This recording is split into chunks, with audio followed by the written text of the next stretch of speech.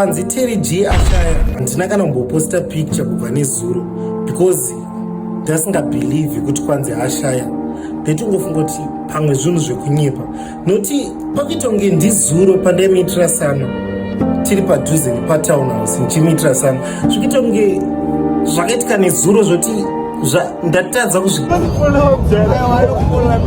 asi ndikurayira Terry.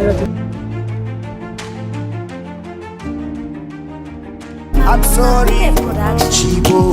Terry, ende magafanana. Danganda kuda like no one else. Terry, I gave you my word, and no, you prove yourself. You're not a man of his word.